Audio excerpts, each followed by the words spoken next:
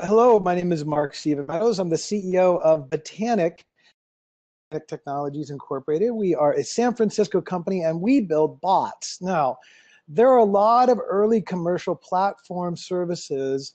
They combine voice user interfaces with APIs such as Alexa, Google, Siri, Cortana. And one of the things that we need to recognize about these is that they're all connected as an interface to artificial intelligence. The bot is not AI, the bot is the user, and therefore personality is the user experience of artificial intelligence. And bots can now monitor emotion, they can monitor user state, and this kind of surveillance is really great. And what that means is that they need to have license plates. We need to be able to trust them. And one way that we can trust them is through authentication. Now, we round bots up into three different categories. We have words, that's where we text back and forth. We have assistants such as Siri, Cortana, Alexa, and the like, and those are systems that are using a voice user interface. And then we have avatars, which include a face. Now, Thomas, for example, that's how you and I were just interacting, just via this face and voice and words. Well, all of these different things in this phylum or topology are bots. So let's get to some of the work we've done in the past.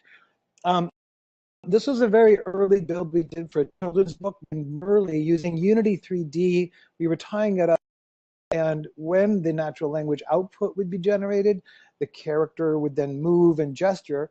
And we developed a library called Actor, A-C-T-R, which was a means by which the character's motions were determined by what the character was saying. Arbitrary text output gave us some kind of a semiotic visual output. Later on, for example, last year, we did this character, which was a visual design process, as you can see, as we do preliminary sketches, we model the character up in Maya, we output it to a particular format that then we can drive via a client on Android and other platforms, which we'll get to in just a second. Other builds that we've had in the past, there's a lot of different ways you can attack these things visually. Little cartoon characters, we have multiple bots. This is Biggs and Jigs in the lower left, a character named Sophie for ID avatars, doing facial detection on an end user. And then even on the far right, we had an avatar that didn't really have a face. And then this character with the glasses on, we did with the Chinese Health Authority.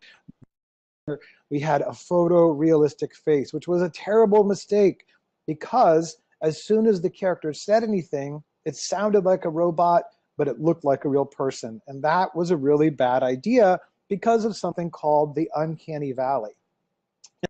Now, the uncanny valley, this is still about bot, we're going to get to authentication, hang tight with me, is based on Masahiro Mori. And Masahiro Mori was a roboticist in the 1980s who noticed that as a robot approached human likeness, that it began a period of time to look really disturbing. And I'm sure you all have seen these kinds of people where you have a robot that's the mouth isn't moving quite right, or the eyes twitching a little bit while it's talking, and it just gives this uncanny appearance. They're like this as well, which oftentimes people that have had too much plastic surgery, or maybe they were in an accident and they've had just enough plastic surgery so their face almost looks real again. Well, this is this visual phenomenon that visual bots and conversational avatars have to get around, called the uncanny valley. The uncanny valley, it turns out, isn't just a visual phenomenon, but it's something that is in the voice, the attention, timing, cognitive response, and many other characteristics. And the way that really professional storytelling firms such as Pixar deal with this is if they a character that's got kind of a cartoon look and they try to make a real voice and have that real voice sound as authentic as possible so that the character, even though it doesn't look real, is believable. Well, meet Andy. This is our last build at Botanic Technologies. And Andy is a conversational avatar that we deployed with Microsoft on Skype. And Skype is a perfect platform for bots because it allows this multimodal interaction. You have, for example, the ability to chat with a chat bot. You have the voice interaction. And in this case, as Microsoft was showing off the work here at Build, we were able to see the character actually functioning in real time out on the show floor as it talked with viewers. And what was going on was that the character was actually evaluating the end user's emotions and the tone of voice, the appearance, the words, and you can see that there were different numbers and different confidence rankings that were given as a result of people interacting with that character. So there's something really weird going on here. What this says to us is that these systems are actually, they're absorptive. They're able to collect so much information about us, but at the same time, they still talk like robots, and we still have these technical challenges. And even though nobody wants to talk with a robot, like in the case of Alexa, we do. And in doing so, we also find out systems are very carefully listening to us. And the listening systems and the systems that are able to actually detect what we're saying and how we're saying it are able to pick up over 200 vectors in the tone of voice of the conversant. So what that means is that not only is it the age and the gender, one moment here, I'm having to advance my slides and learn how this interface works while I'm doing this. It's not only the age and the gender of the person that's speaking, but it's also very much about the whether or not, for example, they just woke up, whether they have been drinking too much, and with over 200 vectors in the voice, these systems are able to really listen carefully and therefore establish trust. Now, this works because we have the sound of the voice, the image of the face, and the conversation of the system as well. But the reason why systems like Alexa are largely unused to the depth of the potentials that they have is because people don't understand how to use it. The people that are actually using Alexa only use it to play music. But the user experience ensures that the user understands the value of the product and can control the outcome of the interactions. And this is where personality and trust comes in. To go quickly through this, I want to point out that personality is something that is very much visual. Every time we move into the services industry, we see, for example, a person with a mop in the hospital, and that's probably not the person you want to have preferred. Or we might see the person that's wearing a hat and has on the fancy little wings on the front of the hat, and that's probably not the guy that's loading your luggage. Those roles that we have in the service industry help us know how to interact with one another. That also helps us know how to interact with bots. So Botanic provides the personality design toolkit, currently named Groot, and that allows us to deploy personalities, to manage identities, and maintain relationships as people have conversations with characters such as Andy on Skype. The basic architecture of the system is that we have a presentation layer that's able to multiplex input and output of visual, auditory, and lexical data, and that navigates the use flows so that as a person is speaking with the character, there's an input in which it's able to recognize their face, and then there's an output in which the character is able to express visually what it's saying by waving and moving its mouth and things like this. So one of the reasons why these bots are being hypercycled right now, it's been about 17 years that some of us have been building bots at Botanic, and we see that there is a lot of activity around them, really excited, and that's because they can aggregate a shitload of APIs. These things are able to manage thousands of APIs. And in the case of something like Alexa, or in the case of other systems like Siri or visual systems that we work with at Botanic, we're able to use natural language processing, automated speech recognition, computer vision, and many other services that are able to do everything from look up the weather to find you a map. And what that means is that this is highly, highly surveillance user state data. You mentioned, I think, Thomas, the healthcare industry. It's very important that people know how their customers feel. It's very important that they be able to diagnose what their malady is and therefore how to best treat them. So the money really lives in the database. And the database is actually your money about you and about what you like and don't like is there. A quick story. I've got about 13 minutes left, so I'm going to digress really quickly.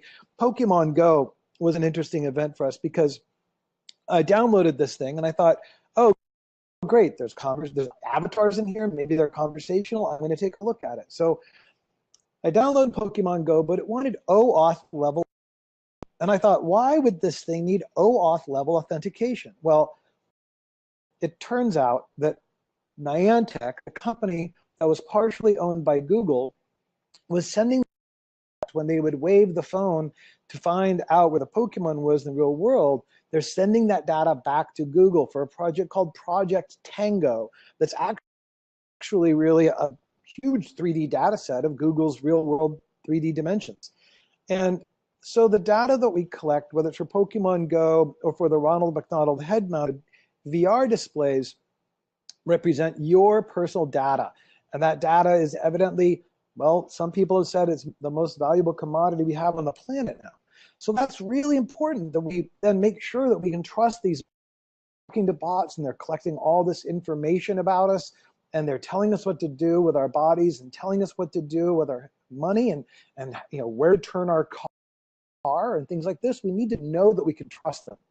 And on Facebook alone, for example, there are thousands of bots that people are interacting with, and they're able to spam and scam and phish and spoof just like a person can. But none of them really have an identity. None of them have an authenticated identity, at least, let alone something that would be verified or a certified identity. So we need to consider different ways to do this. Now, depending on the platform that the system is being built upon, whether it's Skype, whether it's Facebook, whether it's an app, there are many different services for this. We can use some third-party services, such as OAuth, OpenID, Keybase, Unique ID, HyperShowCard, BlockStack. Some of these are using BlockStack. And in particular, there's one that's recently come to my attention called Evernym. And Evernym is an authentication and identity management system which allows what's called self-sovereign identity. That means that you are the owner of your own identity. And so by registering on the blockchain, you no longer have to ask permission of a third party. So I'll call these things callbacks to third-party services, but just as we register ourselves to be authenticated, we need to be registering the bots that we build as well. Now, part of this is that not only do bots need to be authenticated, but more reputation. It's not so much that they need a license plate, but we need to know that we can trust them. And part of that is not just about having an authenticated and verified identity, but because they're able to collect all of this data from the face, from the gesture, from the voice, from the words, from the emotions, behavior, these things are extremely, extremely valuable, and therefore they need to be part of a social system. We need to form not just a collection of bots that are talking with a large group of people, but on the other side of that, we need to make sure that the other people that are developing these bots are also trusted. And that what we can do is we can say, on one side, we have the users that are contributing all the information to the bot, and on the other, that are interacting with the bot. And so we build a social media network. What this means is that all of us can contribute to bots, and all of us can also talk with bots. Let's consider something like Wikipedia. Many people contributed to the knowledge base of Wikipedia, and many people read that knowledge base. And what we're seeing now is the beginning of something very similar to this. Just like Wikipedia, we need to have pages ranked and verified. We need to have bots that are ranked and verified. Just like on Wikipedia, we have authors that are trusted.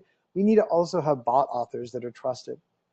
And one of the things that Wikipedia did not have, which we can do today, is actually remunerating and reimbursing bot authors. We can build a knowledge bank via blockchain in which people that are contributing to the knowledge base that bots then deploy and have conversations about with other people can be paid for that.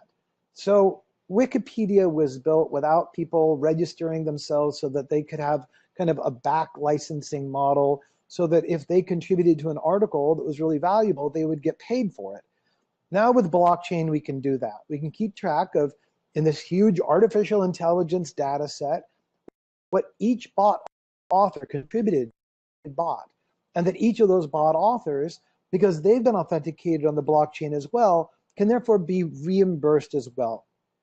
And what that means is that we have a whole new ecosystem and a whole new model. If we take an example for the healthcare scenario, doctors can contribute what they know to the system.